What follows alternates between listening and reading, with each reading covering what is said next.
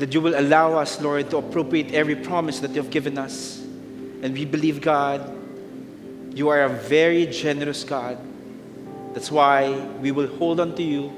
We will hold on to your promises, for you are a promise-keeping God.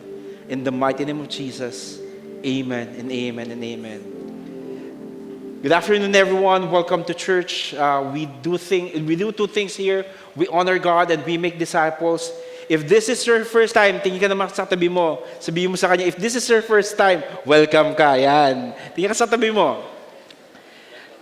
Yan. You're very welcome here, and I hope and I'm believing that this will not be the last time na makakasama po namin kayo dito, but it will be a lifelong journey with you, knowing and also walking with you in this walk of faith that we have. My name is Christian. I'm one of the pastors here, and I'm very much excited to preach today because we're about to continue our series, Jesus is Greater Than. Pero actually, if you're gonna try to look at it, Jesus is greater than lahat naman po tayo, I really believe is very familiar with that sign, greater than. The very reason why we have this topic is for us to really give emphasis of who Jesus is.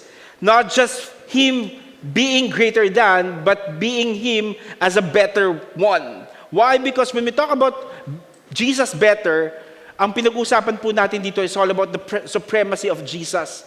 Kung gaano ka-supreme si Lord. It's not just about His character, but really His identity. That Jesus is the one who gave everything to all of us so that we may be able to understand as a believer, as a follower of Christ, He is the one who will allow us to experience His presence to the point na ma-appropriate din natin yung tinatawag natin eternity. And if we're gonna try to look at it, the power of the cross, of what Jesus accomplished on 2,000 plus years ago, dito po makikita natin kung gaano ka-better ang Panginoon dying on that cross just for us to be saved. How many of you here are grateful that the God that we're serving, Jesus Christ, is better than anything else? So, amen. Parang mahina. Okay? Ayan. So, this is, sige, pwede mo pumalakpa. Ako yan. Para kay Lord naman yan. And right now, we are in our 4th week's topic of our series, Jesus is better or greater than. For the past how many weeks, pinag-usapan natin kung gaano ka-better si Lord. Una-una, tinignan natin kung sino si Jesus. Then after that, sinabi natin na si Jesus is better than the angels. And finally, last week, it was Pastor Angelo who preached 3 services about Jesus is better Moses. And right now, very interestingly, we're going to talk about Jesus better is the better Sabbath. I would like to ask everyone to stand up and open your Bibles in Hebrews chapter 4, verses 1 to 13. Every time I preach here, I always ask everyone to bring your own Bibles or own Bible, and I hope and I'm encouraging everyone as well to have your physical Bible. Kasi mas masarap po mag-highlight sa physical Bible. And definitely, kapag may sarili po tayong Bible, very personal kasi siya, nag-speak sa atin. But if you're coming here for the past how many weeks, hoping that you can download as well, yung sa mga smartphones po natin, yung Bible, free lang po yun. Wala pong bayad yan. And what we normally do, we read the verses together. So I want you to go to Hebrews chapter 4, verses 1 to 13. I'll start, then let's just continue. Hebrews chapter 4, verse 1, it says here, therefore,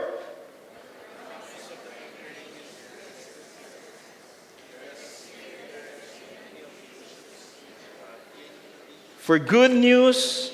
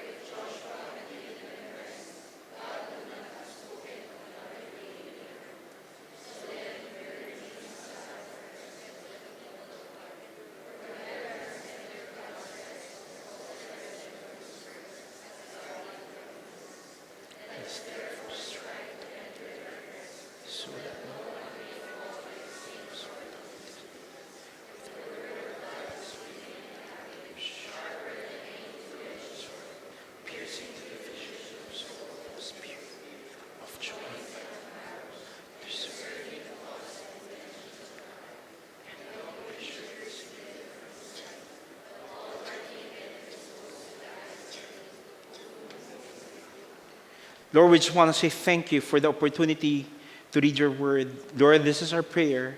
May the Holy Spirit guide us. May you allow us to experience your presence. And may we leave this place transformed by you, God. In the mighty name of Jesus, amen and amen. You may take your seats. Every time we read the Word of God together, there's a beauty in it to the point that it really brings peace sa heart natin while we're reading it.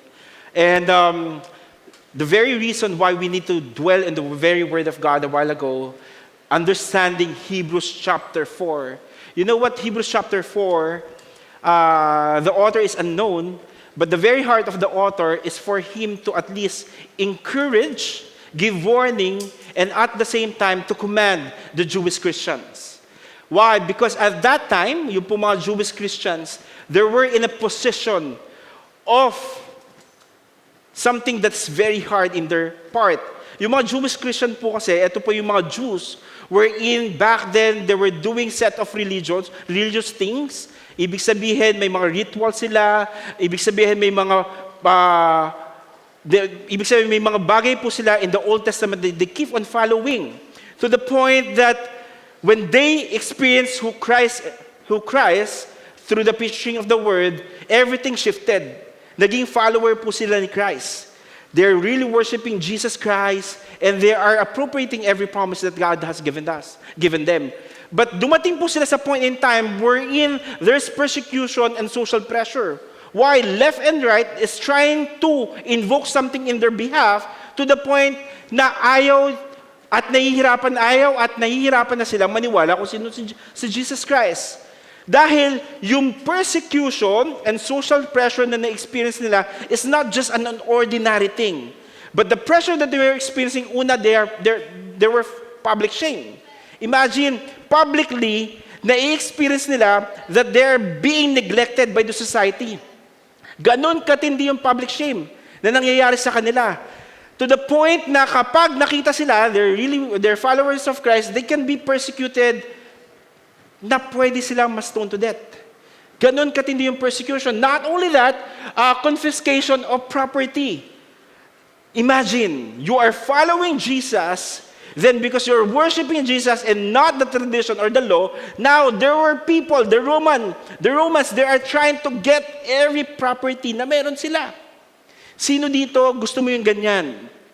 Yung may binild kang property, then all of a sudden, nag-worship ka kay Lord, then after nun, may kumuha. Of course, ayaw natin yon. And not only that, there were social exclusion. Grabe yung mga pinagdadaanan ng mga Jewish Christians. Because of these persecutions and social pressure, yung condition ng buhay nila, they feel so tired. Pagod na pagod. They're not just tired, they're also discouraged. They're not just discouraged, but also they are spiritual weary. It's going to be hard for them to really worship the one true God, Jesus, because of all the things that they were experiencing that time. Alam niyo po ba, dahil sa na-experience nila, yung physical being nila, dumating sila sa point in time, they were very pressured that they really want to return to Judaism. Babalik na lang ako sa dati kong ginagawa so that I may be able to avoid sufferings. That's the heart. Gusto ko na lang bumalik. Gusto ko nang bumitaw. Diba? Kasi nahihirapan na sila. In reality, tayo rin mga Kristiyano, when we surrendered our lives to God, to Jesus Christ, to be honest, maraming Kristiyano na nag-surrender sa buhay nila kay Jesus Christ, all of a sudden, syempre una, ang saya-saya, yes, you were very passionate to the Lord, but along the way, naku-question na natin, Lord, bakit parang mas humirap ang buhay nung inaccept kita? Bakit mas matindi yung persecution? Bakit mas matindi yung social disgrace ng mga tao? Bakit mas matindi yung pag-reject sa akin ng mga tao? And the author is just trying to convey this specific message that these people, the Jewish Christians, they need rest. They need rest. Why? First is, kailangan na po nila ng physical rest. They need freedom from persecution and hardship to the point that they are they're in a position na sobra na tong tinding suffering na to. Hirap na ako. Grabe maging Kristiyano, hindi madali. At hindi lang physical rest ang kailangan nila, they're talking about spiritual rest. Dumadating na sila sa point in time, Lord, assured pa ba yung salvation ko sa inyo? Dahil wala ng peace sa puso ko in following you. And not only that, yung covenantal rest nila, nawawala na rin. Yung relationship nila na, Lord, will you still fulfill the promises that you have given me? At finally, wala na rin po silang rest in terms of eternal rest. Lord, may future pa ba? May future pa ba? May mangyayari pa ba? These are the different types of rest that they are really clamoring because of persecution and because of the social disgrace that they were experiencing that time. Kaya ang heart nila, I want to go back to Judaism because Judaism will give me rest. Yung mga Kristiyano po at that time, the Jewish Christian, they're very familiar with rest. Yung rest po nila, nakukonnote nila to in two things. First is, nakukonnote nila to, rest refers to the promised land. Ito yung moment wherein they experience the promised land. For them, pag promised land na kasi, nandito na yung peace, nandito yung promises, nandito na yung provision. Kaya, ang gusto nila, bumalik tayo sa Judaism so that as we follow the law, feeling ko may peace doon, may provision doon, at wala ng persecution. Yun yung unang-una. Remember when Moses led the Israelites, pero hindi sila naka-enter, pero si Joshua were able to let them enter. Ito yung something that pinaniniwalaan nilang rest about the promised land. And not only that, kung titingnan natin Deuteronomy chapter 12 verse 9 to 10, sinasabi dito na yung rest na makukuha sa promised land is like a gift of security and blessing. Siyempre, kapag may security and blessing, rest na rest ka nun. Sino dito ayaw ng security and blessing? Wala. Lahat tayo, we want that. And not only that, alam niyo po ba, yung another rest na nasa mentality nila at that time, it's all about Sabbath day. They need to follow a set of rules in order for them to find rest in the Lord. At tong rest na to is a holy time set apart for physical and spiritual rest. Once a week, they need to have a Sabbath. So ngayon, ang heart nila, tatalikuran ko si Jesus, tatalikuran ko yung faith ko, kasi gusto kong bumalik sa old living dahil doon merong peace, dahil doon merong safety, dahil doon may fulfillment ng blessings. At merong physical, not just physical, but also spiritual rest. But let me tell you this. Going back to our old routine and life without Jesus will not give us real rest. Because going back won't bring you real rest. Rest is not in a day, a land, or a law. It is a person. That's why Jesus is the better Sabbath. Try to imagine with me if you're a student. If you're a student going to the campuses and you're about to study, if Jesus is not the center of everything that you have as a student, definitely you cannot find rest. Mahihirapan ka, kapatid. You will perform, you will do things in your own. And not only being a student, maybe some of you here, you are a worker. Every time that you will go to your offices, kapag wala si Jesus sa buhay mo, naniniwala ako doon, darating ka doon sa office mo, lalo na kapag hindi mo kasundo yung boss mo, hindi mo kasundo yung office mate mo, definitely, you will never find rest. you will grumble, you will question.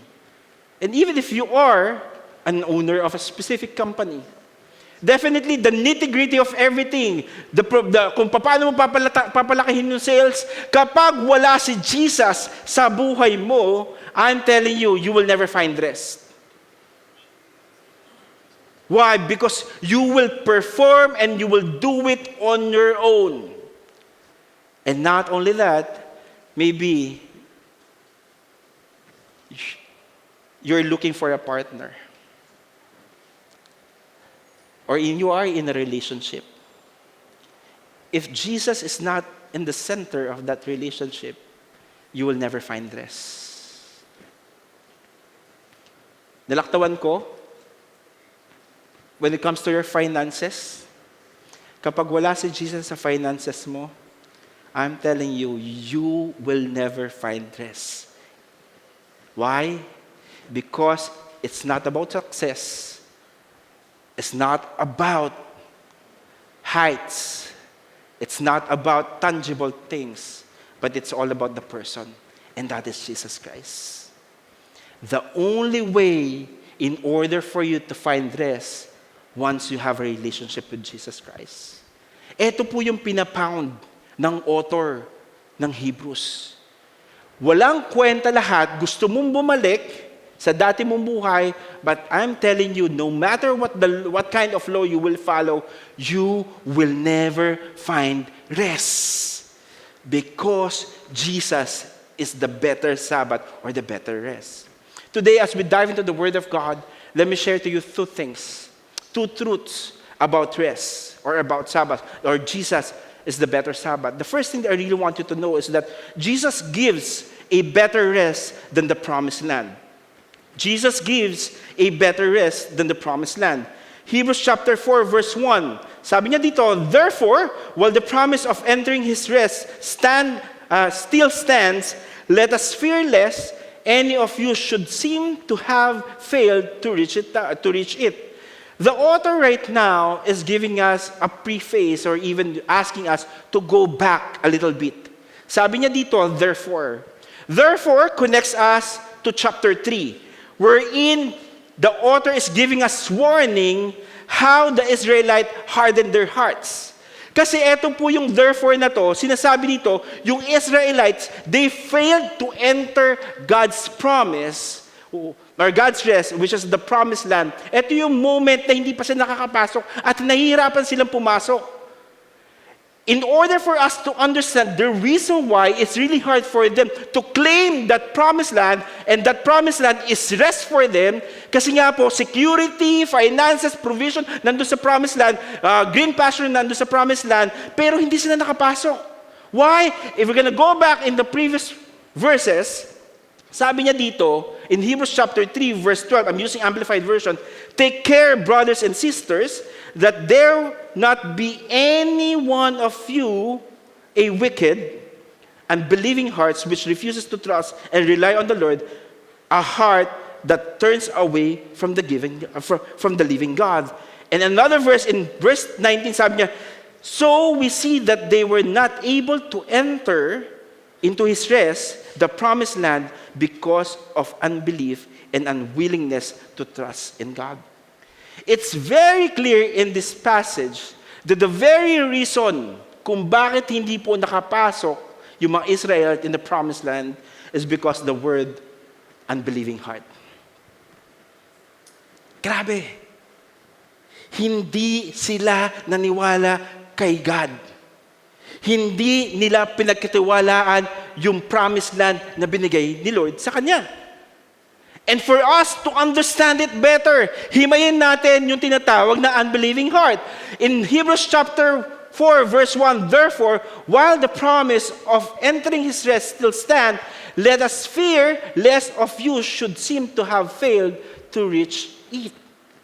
Sabi niya dito, the author is giving us a highlight, let us fear.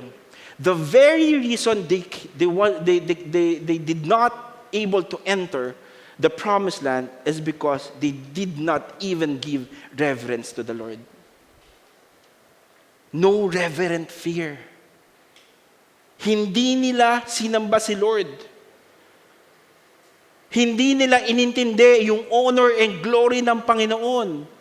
At yung honor and glory ng Panginoon, they heard the promise but not taking it seriously. Grabe, no? May promise land sa kanila, pero hindi nila tinake seriously that this is the promise that God has given us. And I really believe all of us, sometimes, meron din tayong ganon. May promise si Lord, but you're not taking it seriously. That's why there's no rest in you. Hindi lang yun, umpisa pa lang yun. Pangalawa, sinabi niya dito, verse 2, for good news came to us just as to them, but the message they heard did not benefit them because they were not united by faith with those who listened.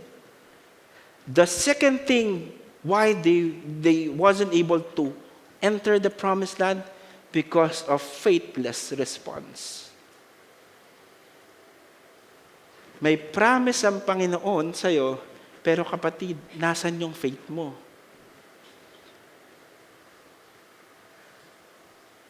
Madaling sabihin, Lord, ang ganda ng promise mo. Pero ang tanong, naniniwala ka ba? May faith ka ba? You heard the good news, but your heart lacked faith. Ang sarap ng promise ng Panginoon, ang ganda ng promise ng Panginoon, ang laki ng promise ng Panginoon. You wrestle with that promise, but when God is asking you to move and act in faith, Lord, kaya ko ba to? Lord, ako. Hindi nga ako magaling mag-English eh. Lord, ako. Hindi nga ako magaling sa math eh. Lord, ako. Yes, ikaw. Dalawa pa lang po yan. Move tayo.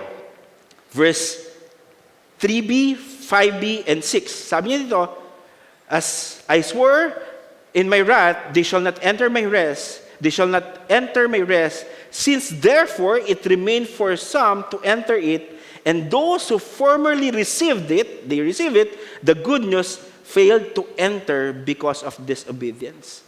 Another reason, in terms of unbelieving heart, is what we call rebellion and resistance. God is asking them, you enter.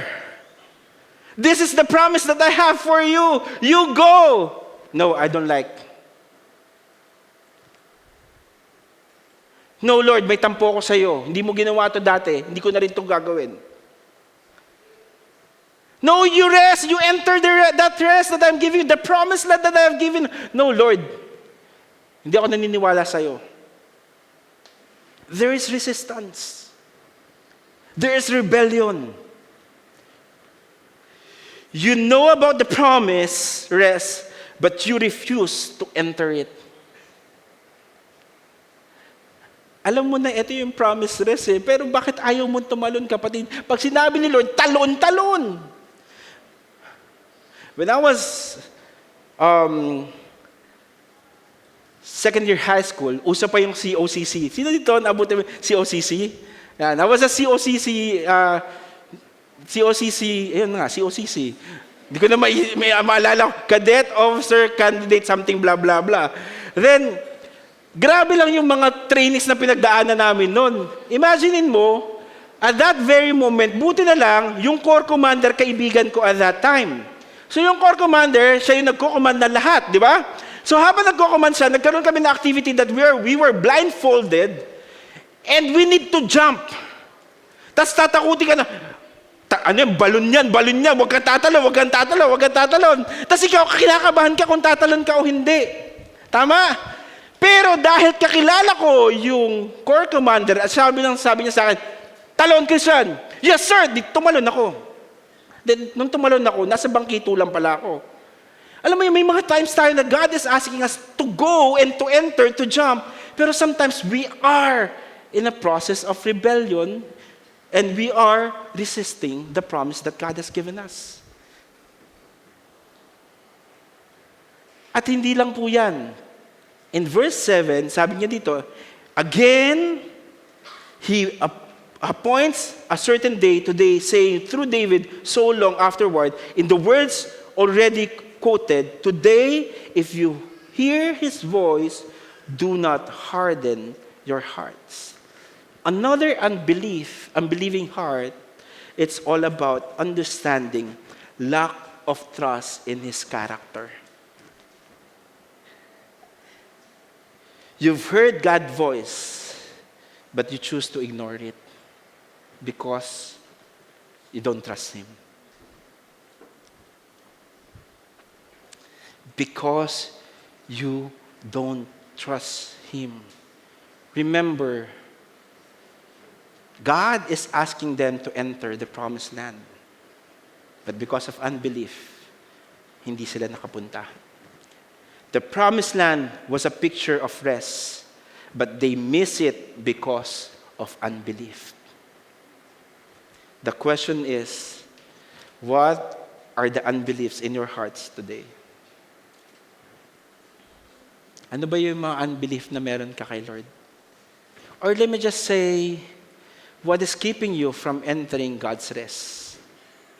Maybe some of you here, you keep on saying, Lord, I do believe that you love me, but I think it's going to be hard for you to forgive me. Remember, God is the one. God is so willing to forgive you, kapatid. No matter what stupid things that you have done in the past. Maybe some of you here, you are declaring and you are saying, Lord, I believe that you are powerful. But when it comes to your situation, nawawala na yung power ni Lord. Or maybe some of you here, you believe in the Word of God, pero kapag may nagchuchu na sa iyo at may nagmarites na sa iyo, nawawala na yung power ng salita ng Panginoon. Or maybe some of you here are saying that I'm trusting God, but right now, sinasabi mo, Lord, tulungan na kita, ang bagal mo.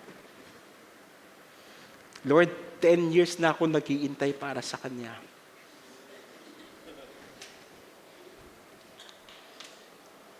Kayo na magbahala magdugtong. And maybe, some of you here, Lord, naririnig ko yung voice mo, pero ang question is, dinedelay mo.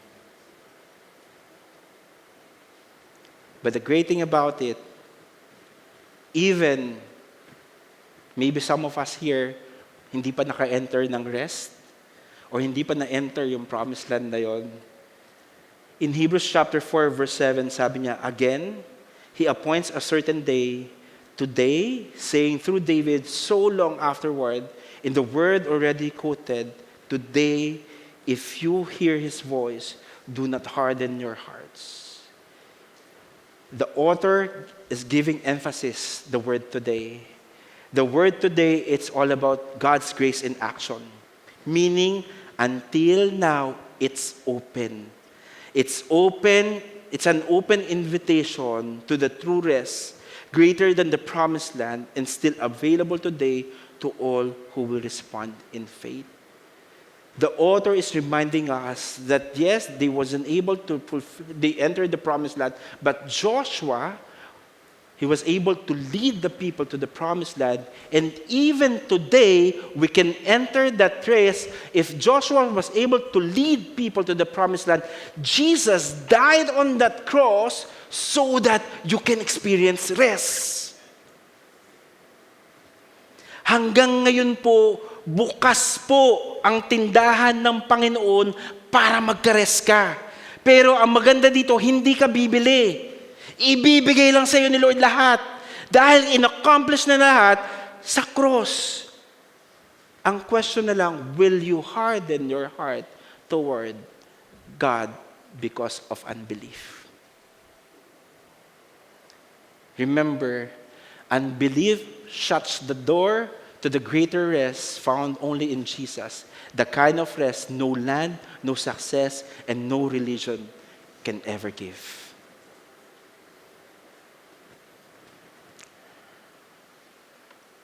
That is the first thing. It's all about promised land.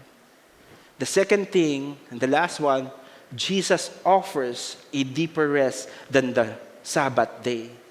In Hebrews chapter 4, verse 8 to 10, for if Joshua had given them rest, God would not have spoken of another day later on. So then, there remained a Sabbath rest for the people of God. For whoever has entered God's rest has also rested from his work, as God did from his. Now, God gave this picture about Joshua. Joshua, he was able to experience the promised land. Pero even when he experienced the promised land, it was not the final fulfillment of rest. Why? Because when they were in the promised land, it says there, they entered the promised land, they practiced the set of religious things or law, which is one of those things are Sabbath. Pero alam niyo po ba yung Sabbath na ginawa nila doon, yung Israel, they have a weekly Sabbath. At yung weekly Sabbath nila para magkaroon silang physical and spiritual rest. And they were able to do that. Ang sarap yun, nakapasok ka sa promised land, tapos nakapag-Sabbath ka na, nakapag-rest ka na physically, pero in reality, even when they were there, they remained unfulfilled. Why? Balikan natin yung verse 6. Sabi niyo, since therefore it remains for some to enter it, and those who formally receive it, the good news failed to enter it because of disobedience. Bakit po disobedience? Kasi kung titingnan natin itong disobedience na to, puntahan natin yung verse 11. Sabi niya dito, let us therefore strive to enter that rest so that no one may fall by the same sort of disobedience. They disobeyed, the Israelites disobeyed God back then, and right now, the very reason why it's really hard for them to experience that rest even in Sabbath because of disobedience. Alam niyo po ba kung ano ibig sabihin neto? Ibig sabihin po neto, they rejected the promise and even the provision of God. Why? Because what they did, they grumbled to the point of replacing God with idols. Nasa promised land ka na, pero ang sinasamba mo, hindi yung nagdala sa'yo sa promised land, kundi yung sa tingin mo, magbibigay sa'yo ng rest. Kaya marami rin sa atin ngayon, alam mo nasa promised land ka na, pero yung idol mo relationship. Yung idol mo trabaho. Yung idol mo yung pera. Hindi si Lord. That's why we don't have rest. And that is disobedience. And not only that, sabi niya dito in verse 12 to 13, for the word of God is living and active, sharper than any two-edged sword, piercing to the division of soul and of spirit, of joint and of marrow, and discerning the thoughts and intention of the hearts. Alam ni Lord na yung disobedience natin is not just about physical disobedience, but it's all about inner and hidden disobedience. Ano po itong inner and hidden disobedience? Ibig sabihin nito, doing the right thing but not with the right heart.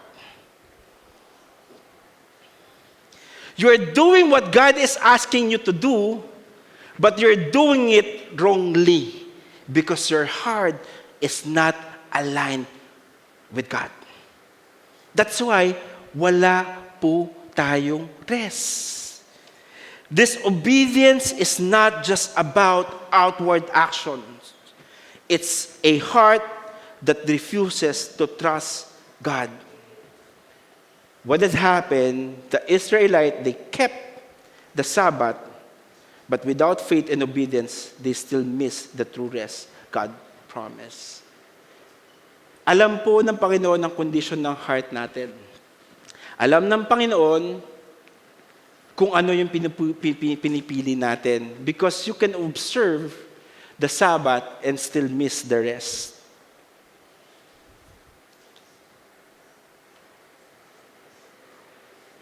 Like going in church. You can go here every Sunday, impress other people how you worship, but the question is, are you worshiping God or are you worshiping the one seated next to you? I love you. I love you. I worship you, my God. I worship you, my God. I love you. Paparinig ka sa katabi mo, mali-mali yung puso mo.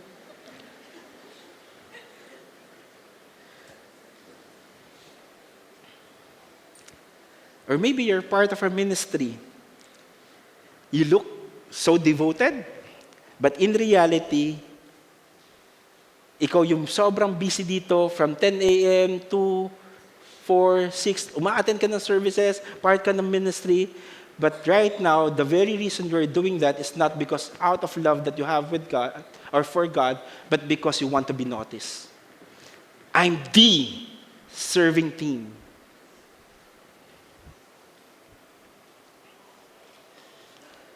You want to be praised. You want to be honored. To the point na pagpasok mo din, we glorify you. Ganun. Or maybe you're here. Yes, your heart, you're doing the right thing by giving your tithes and offering to the Lord. But the question is, yes, you look generous every time darating yung tithe basket. Kinakalog-kalog mo pa. Why? You want to be noticed.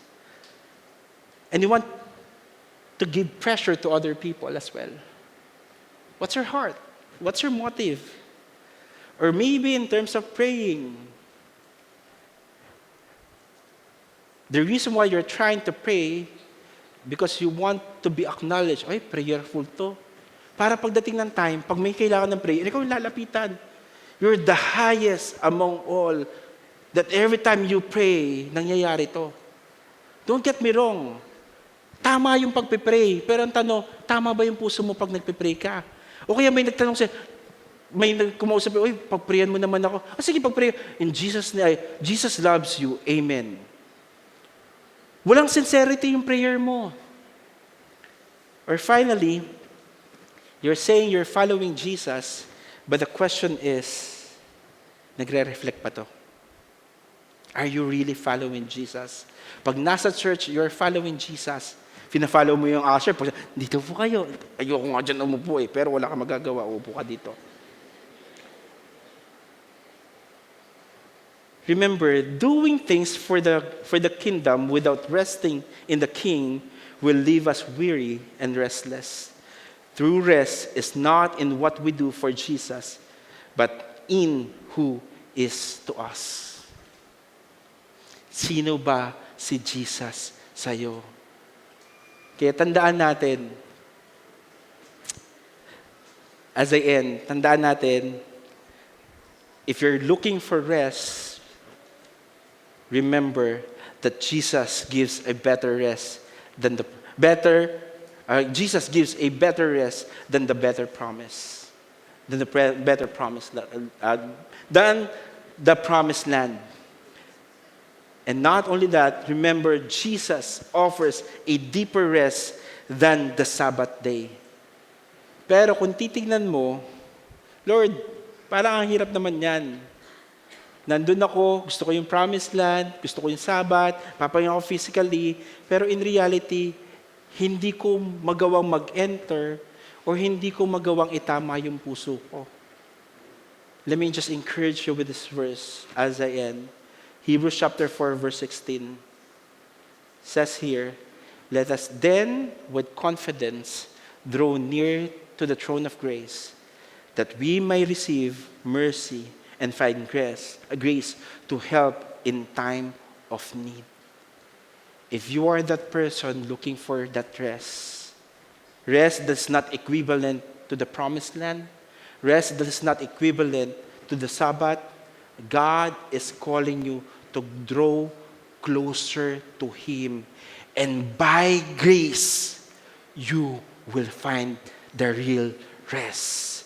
He said in Matthew chapter 11, verse 28, come to me, all who labor and are heavy laden, and I will give you rest. Kapatid, this is Jesus asking you, come to Him.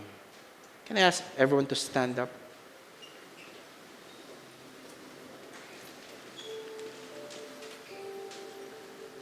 I want you to close your eyes and bow your heads. We're talking about rest. I really believe God would like to minister to all of us here.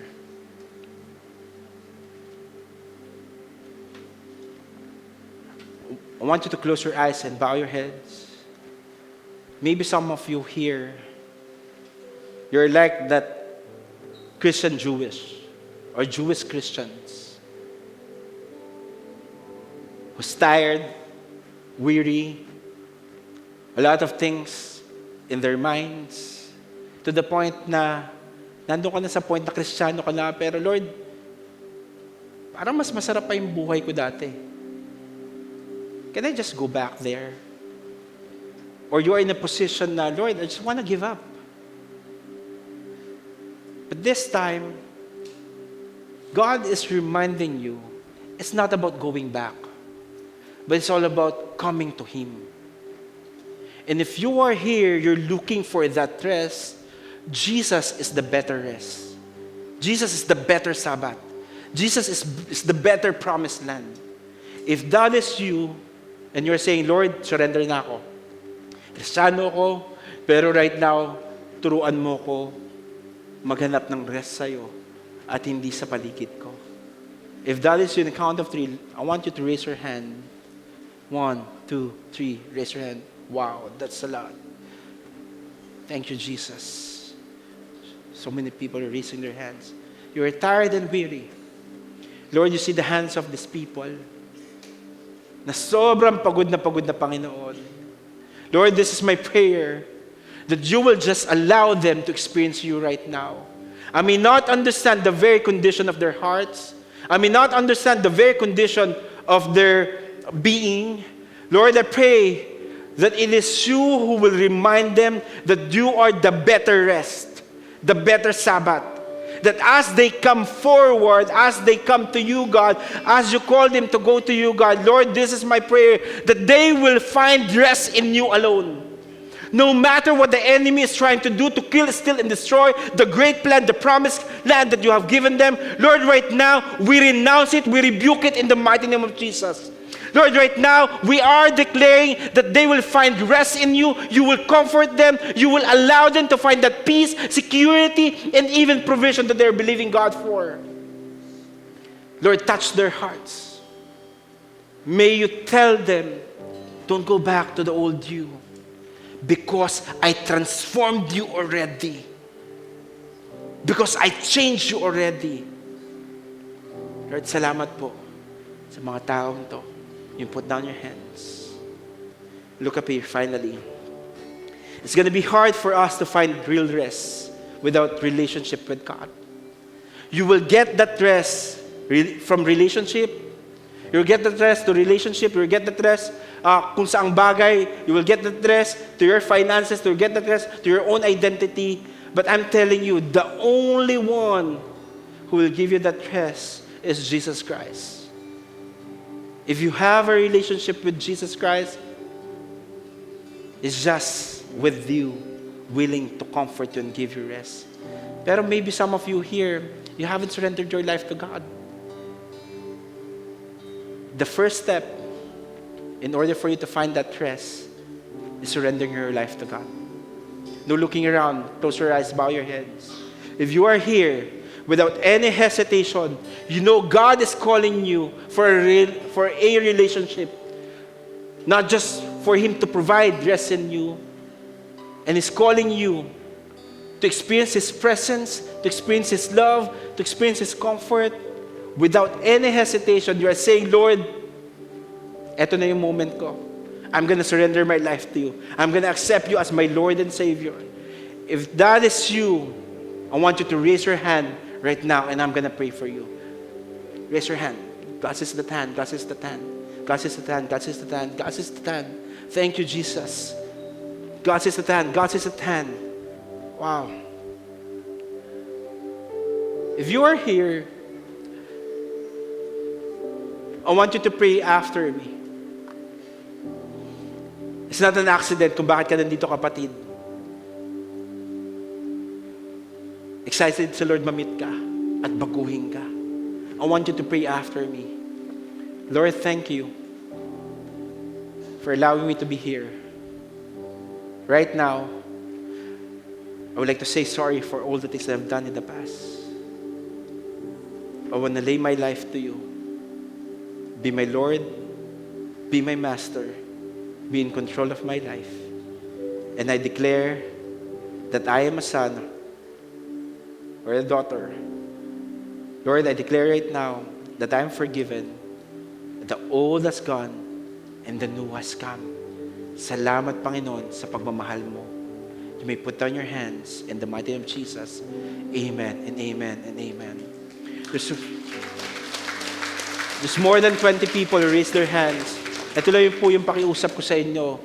If you're really serious with your walk with God, walk of faith that you have, can you please approach us? Gian will just go here in the side. Puntahan niyo po kami after the service. We're not yet done. We're going to take this opportunity, like the same calling that God has given us, is for us to remember His goodness and faithfulness. Let me just call on Pastor Angelo.